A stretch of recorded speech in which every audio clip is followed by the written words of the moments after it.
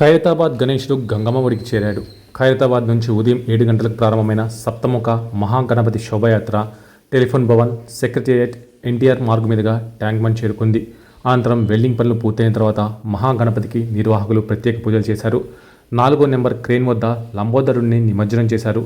మహాగణపతి నిమజ్జనాన్ని తిలకించేందుకు భారీగా భక్తులు తరలివచ్చారు. దీంతో ట్యాంక్ బండ్ జనసంద్రంగా మారిపోయింది. గణపతి బప్ప మోరియా నినాదాలతో హుస్సేన్ సాగర్ పరిసరాలు మారుమోగాయి. భాగ్యనగరమే కాదు, దేశవ్యాప్తంగా ఖైరతాబాద్ గణేశుడికి ప్రత్యేకమైన గుర్తింపు ఉంది. ఉత్సవాలను ప్రారంభించి 70 ఏళ్లు పూర్తయిన సందర్భంగా ఈసారి రికార్డు స్థాయిలో 70 అడుగుల ఎత్తైన విగ్రహాన్ని ప్రతిష్ఠించారు. శిల్పి చిన్నస్వామి రాజేందర్ ఆధ్వర్యంలో లంబోదరుడిని రూపొందించారు. 200 మంది కార్మికులు 1.5 రోజులు శ్రమించి గణేశుడిని అలంకరించారు. 11 రోజుల పాటు మహాగణపతిని లక్షలాది మంది భక్తులు సందర్శకులు దర్శించుకున్నారు. ఈసారి 1,10,00,000 ఆదాయం సమకూరిందని నిర్వాహకులు వెల్లడించారు. అయితే ఈసారి లంబోదరుడు పూర్తిగా గంగమ్మ ఒడిలోకి చేరడం అందరి దృష్టిని ఆకర్షించింది.